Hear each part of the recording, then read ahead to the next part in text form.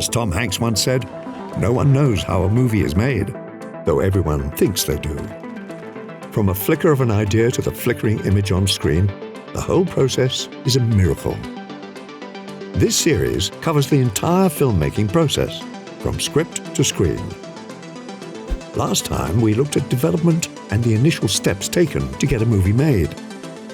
In this episode, we'll look at a crucial stage of the filmmaking process: pre-production.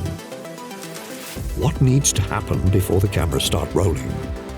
I imagine the paperwork is brutal. Take a seat, get to the point. This is the stages of filmmaking. Pre-production. Before we get started, remember to subscribe to StudioBinder and enable notifications to catch all of the future episodes in this series. We'll be using the StudioBinder app to break down many of the processes outlined in this video. Try it for free using the link in the description. Today, we're joined by acclaimed assistant director Donald Sparks and production designer Jason Kisvarday to help explain this stage of filmmaking. Let's start prepping. We have work to do. Pre-production is the planning that is required before principal photography. It occurs after a script has been finalized and the project has been greenlit or financing has been secured. The pre-production process typically begins with the producers and director of a film, but it quickly grows to incorporate a large team, with each person involved overseeing a different aspect of preparation for the shoot.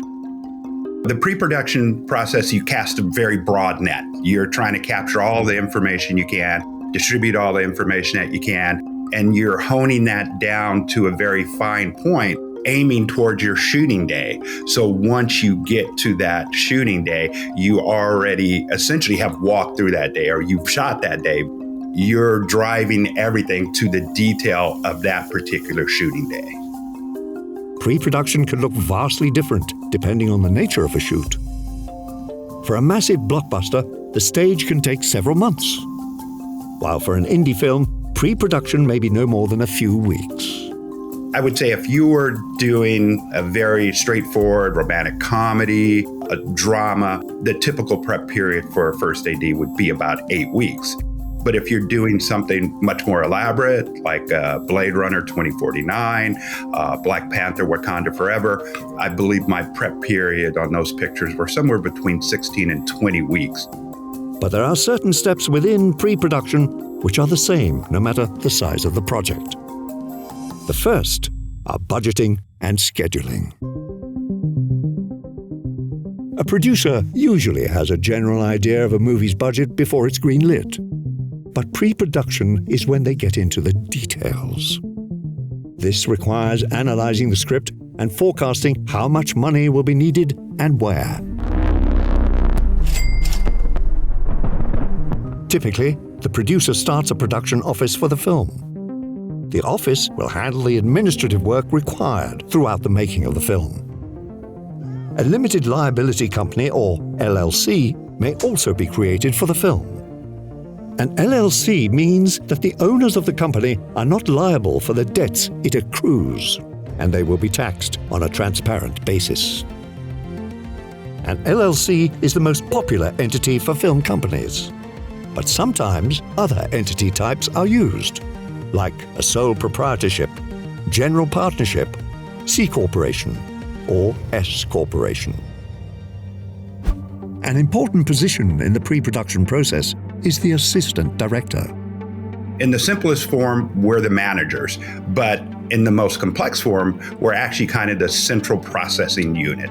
We are constantly taking in information from all of our departments that we work with. We process the information, we distribute the information. We are responsible for setting up, planning, managing the daily activities of the film crew. So it's a constant back and forth, very dynamic environment where you're making plans, making backup plans, etc., to help you make the movie. Ta-da! The assistant director helps create a detailed budget for the project with a script breakdown. A screenplay breakdown is you are going in and you are literally pulling out every element of that picture.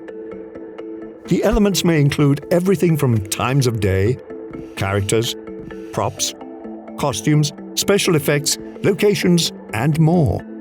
So again, as you're going through and breaking it down, you are just accounting for every detail that is in that screenplay. The AD will split each page of the script into eighths. This allows them to have a more detailed comprehension of how long a scene will take to shoot, and therefore how much it will cost. All of your departments have to budget the picture. So they are budgeting from the document that I'm creating, the shooting schedule, so that they can, again, set up their timeline, set up their manufacturing, set up their manpower. How many people do we know that are we going to need? All of these things hinge off of the information that comes out of the screenplay and then into your shooting schedule. The AD is also a key figure in scheduling the production. Scheduling a shoot has to take a myriad of variables into account. A big budget shoot may aim to film 1 page per day, while a smaller independent project might have to get through 5 pages in a day. The primary difference is how many people you have to communicate with on a smaller picture as opposed to a larger picture, because you're going to have so many more departments on a larger picture that shoots for a longer period of time than you're going to have on a smaller, low-budget picture. An AD must account for cast and crew availability if they are not able to block off their schedules for the entirety of the shoot. ADs will consult with each department to see what their specific needs are for each scene. Some scenes might require more prep time than others. Actors are also considered. You know, your actor schedules have a lot to do with it. So once you're casting, you're going to find out, okay, we only have this actor for 2 weeks. It's like, okay, so how do I schedule this person that I only have for this 2-week period? Well, this person interacts with this person that I only have for an 8-week period. So I know I have to have some overlap between those 2 characters. All of those things are constantly being added to the parameters of your schedule, and you are just managing within all of the details and notes that you're getting. An AD may use a day out of days or dude report to chart out which days actors will be needed. The AD will usually avoid scheduling 2 emotionally or physically demanding scenes back to back. It's okay. Equipment rentals have to be taken into account as well. If an expensive rig is needed for multiple different scenes, then an AD may schedule those scenes together to shorten the rental time. Storm's coming. An AD tries to anticipate weather as well, but this isn't always possible. The Revenant crew had to adjust their schedule multiple times due to weather difficulties. Of course, time of day is also important. Day shoots and night shoots usually need to be kept separate so that a crew has time to adjust. And night scenes are often used as sparingly as possible, since most unions will require higher pay. All this means that unless a director insists otherwise, films are rarely shot sequentially. Typically, you want to start with your exteriors and you want to end on stage. That again allows you to start big, get smaller, control your costs, and then that's the way you start. And then from that point, that's where the schedule begins to change. Typically, a shoot will work on a 6 days on, 1 day off schedule, with each day usually lasting around 11 hours. If possible, ADs will try to allow for extra time each day, and a few extra days at the end of a shoot in case things take longer than expected or reshoots are required. The schedule is a living, breathing entity, and you're managing it constantly. New things are coming up. Your weather's changing. You may have a cast member or crew member, someone essential, get sick or ill or have something go on. So you're constantly managing your schedule from the top of the day to the end of the day and looking forward as much as possible. Because there are so many moving parts when scheduling, an AD will often use a strip board. a color-coded chart that contains information on each scene. Now it's all done pretty much electronically, but I will lay my board out. Like you see here, I have my felt wall behind me, and I lay it out in a week-by-week basis so I can stand back and I can look at the entire schedule for the picture. And that gives me the opportunity to, have meetings around my board, have discussions. People can come up and examine, ask questions. The AD will work closely with the line producer and the unit production manager, or UPM. The line producer gets their name because they break down the budget line by line. With the line producer and our UPM, it's all about making sure that we are managing the budget, managing our days. At the end of every day, my line producer has to call the studio and say, we made our day, we didn't make our day, we're on schedule, we're behind schedule, whatever the case may be. So my relationship, with my line producer, my UPM, is really crucial because, one, they have to trust me that I am doing what is in the best interest of the picture to make sure that we are going to make our days and make our schedule. And then two, I have to be able to provide them with the information they have so that they can report to the studio that we are accomplishing our goals. The line producer oversees the costs and will often negotiate compromises with the director. And I know you said you would entertain suggestions, and that's all anybody here is asking you to do. The UPM is in charge of all the logistics, both financial and otherwise. How will elements be obtained? What will they cost? How will they be transported? Line producer Leon McKeown explains. A production manager will be kind of closer to what the crew are doing absolutely day to day in the minutiae of their work. They're actually the person who's actually physically phoning the camera house, phoning the grip, phoning the riggers to make sure that stuff that's required is laid out and ready. Budgeting in pre-production also comes with its fair share of paperwork. Now you may only see a pile of boring forms and numbers, but I see a story. Producers will make sure that their shoot is protected by insurance in case something goes wrong. When Tom Cruise broke his ankle on the set of Mission Impossible Fallout, the production delay cost about $70 million. But because the shoot was insured, the additional cost was taken care of by the insurance company.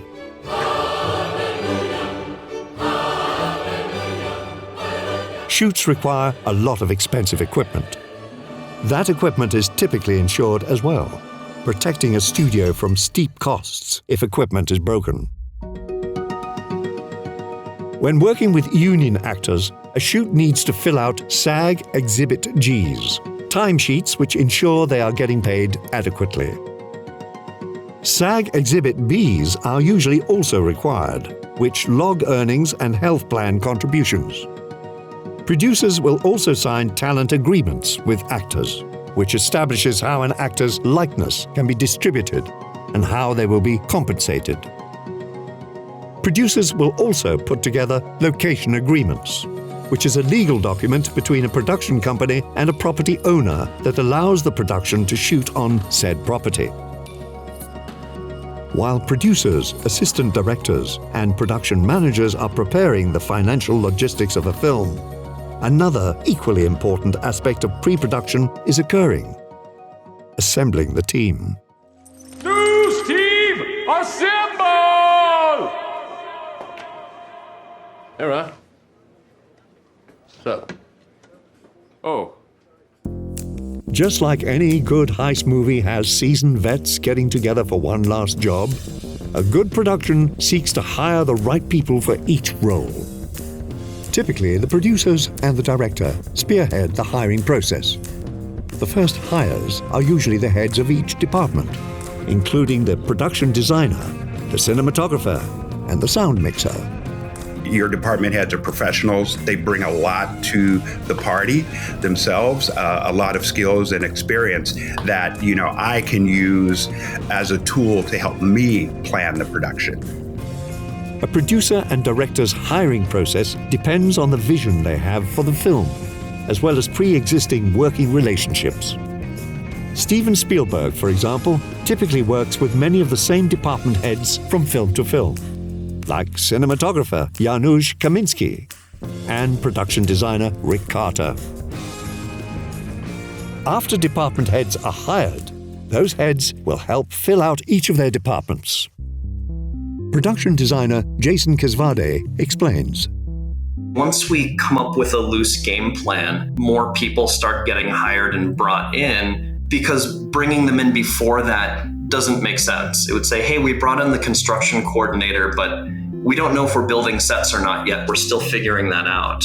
So that's usually the beginning of pre-production.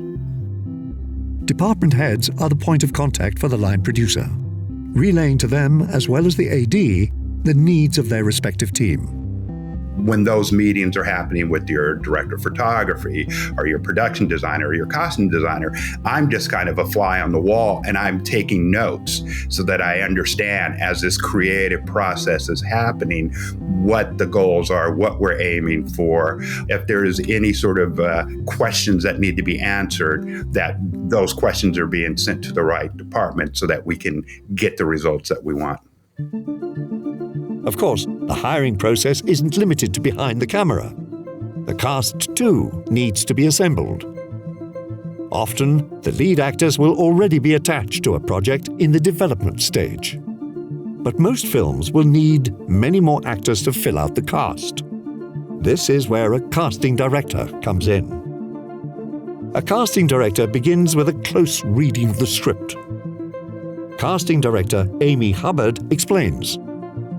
So you work out exactly how many scenes each character has, so you know without any doubt who's the lead, who are the supporting leads, and right down to who has just one line. And beyond that, even working out if there's something that could be an extra, but it's borderline because they've got to deliver some great reaction. The casting director also consults with a producer to determine the budget they're working with. They then will organize the auditions, a process that requires a casting director to be both discerning and delicate. Ellen Lewis details the work. Casting is very private between the casting person first and the actor, before we then hone that down to bring the actors to the director. The reason that it goes on behind the closed door is to protect the actor who's doing something that's so vulnerable and 9 times out of 10 ends up in rejection. Oh, you know what? I think we're good. Thanks for coming in. Pre-production isn't all logistics. The planning process also requires creativity, especially when pre-visualizing. Once a script is locked down, a director, often with the help of their director of photography, will begin to think about what their film will look like. Pre-visualization can take many forms. A director and cinematographer may storyboard some or all of their film, sketching out what each shot will look like. This approach often requires hiring a storyboard artist, an illustrator who specializes in bringing a director's vision to the page. Alfred Hitchcock worked with famed designer Saul Bass to create the storyboards for Psycho.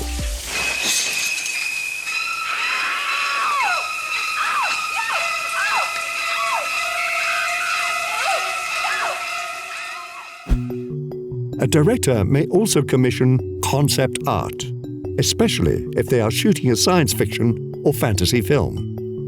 These visuals can be used by the art department, as the production designer will try to bring the drawings to life. George Lucas worked with designer Ralph McQuarrie to create extensive illustrations of the various settings in Star Wars. When he showed me those paintings, I said, that's exactly what I want. I got 100 ideas here. Do this scene, do this scene, do this scene. Pre-visualization may also delve into animation. Animatics are essentially edited together storyboards with a rough soundtrack, giving the cast and crew an idea of the tempo of the film along with its visuals. This is a preferred method of Wes Anderson. Ceasefire, ceasefire, stop it! Who's shooting who? That's Gustav H., the escaped murderer and art thief. I've got him cornered. That's Dmitry Digoff on taxis. He's responsible for the killings of Deputy Kovacs, Serge X, and his club for his sister, plus his own mother. Nobody move. Everybody's under arrest. Who's out the window?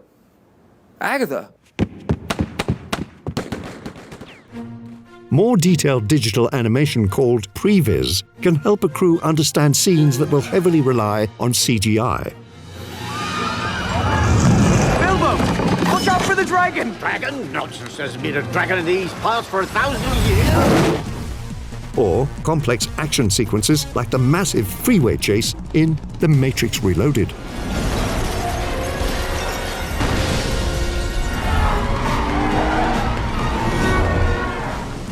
A cinematographer will often create a shot list. This document contains all the coverage a cinematographer hopes to get in a given scene. It also includes information like the scene number, shot number, location, shot type, camera angle, and camera movement, as well as the actors, props, and action involved. Meanwhile, a production designer works to create the visual palette of the movie. They will oversee the selection of props and set decoration, along with any set construction that needs to take place. It depends what it is. So for example, if we're doing a lot of construction, we will start early on jamming out floor plans and designs so that we can get construction underway, because that takes a chunk of time. And also this might come down to the schedule. You know, hey, Jason, we've got a couple big sets and because of certain reasons, we need to shoot those first. So each project is a little bit different for those reasons, but typically it really is just backing into deadlines and when do you need this thing and when do you need that thing. Production designer Sarah Greenwood oversaw the creation of the massive Barbie Land set, an endeavor so huge that it partially caused a global shortage of pink paint.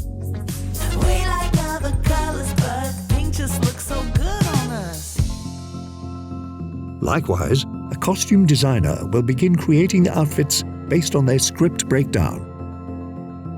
Costume designer Sandy Powell explains her process. How I approach each project depends entirely on the nature of the project. It depends on the director's vision, because ultimately I'm working for the director to help create their vision. Once the costumes are designed, they need to be created. And usually the costume team will create copies of each outfit in case one is soiled. For Titanic, Deborah Lynn Scott had to make 24 copies of Kate Winslet's dress, since it was repeatedly destroyed by the salt water. Oh yeah, A huge factor in a film's visuals is its locations. These too are found in the pre-production stage in a search helmed by the location scout. Along with the director, cinematographer, and other high-level crew members, the scout will travel to various potential places to film. New York-based location scout Nick Carr explains his position. And my whole job is about looking. It's about staring at the city, and you start seeing these little things that stand out as different. Landing a location with as many moving pieces as New York requires lots of pre-planning, which means location scouting starts early. The locations departments are, after accounting, the first departments that get hired in New York City. That's all you had to say.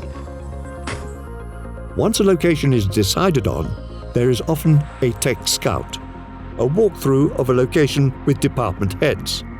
It's more taking everybody to show them, this is what we're actually doing. We're gonna come here, we're gonna put a ladder there, you're gonna park over there, and this is where the thing is happening. The Tech Scout allows all departments to flag potential difficulties and logistics that will need to be addressed.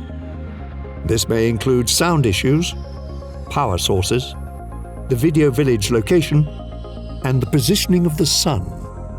It's really about the specific details. We're looking this way, you can park the equipment over there, the generator needs to go around the corner, base camp's gonna be 2 blocks down on the left, and that's where all of your departments are getting their information.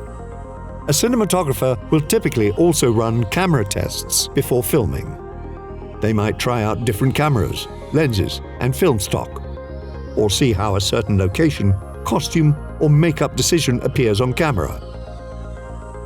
For Mudbound, cinematographer Rachel Morrison tested raising the ASA settings on the Arri Alexa Mini, creating a level of grain that would make her digital footage look more like film. Do we need to do any advanced camera tests? You take a picture like Wakanda Forever, and there was a huge water element to that. So part of our testing period was to test the costumes in the water environment and see how they performed in the water as opposed to just on dry land. During pre-production, directors will often work with actors in order to develop their characters and performances. This can take the form of a conversation. As David Cronenberg says, you're talking to them about the script, about the character. You're working with them. What kind of hair does Spider have? Does he ever wash it? It's a mess. Does he ever shave? Can this guy who's so dysfunctional, is he actually capable of shaving? How ripped is the inside of his coat? All of this stuff you talk about. Or a director can run rehearsals, playing through scenes and seeing how the performances will look. I want you to put your hands together for a young man called Mr. Elvis Presley. You may go to college, you may go to school, you may have a pink Cadillac, but don't you be nobody's fool. Now, baby, come back.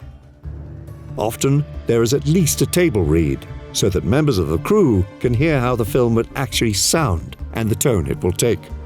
As Vigo and Miss Perkins die for cover, Marcus kills the second gun.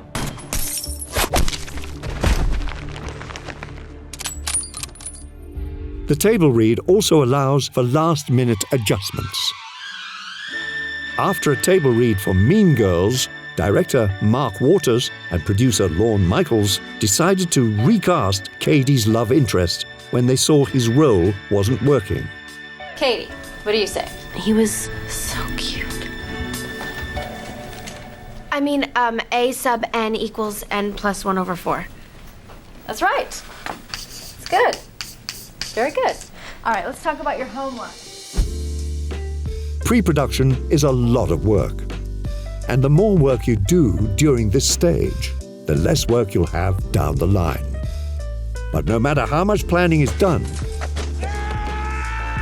something will happen that wasn't foreseen. So it's best to plan for change and flexibility.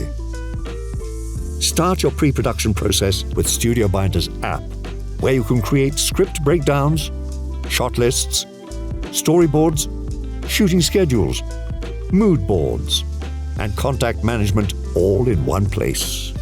And don't forget to subscribe and click the bell to watch our next entry in the Stages of Filmmaking series. Go to the StudioBinder Academy channel for full interviews with Donald Sparks and Jason Kisvarday, as well as in-depth tutorials on creating shot lists, script breakdowns, and more. That's all for now. Good luck, and don't forget, expect the unexpected.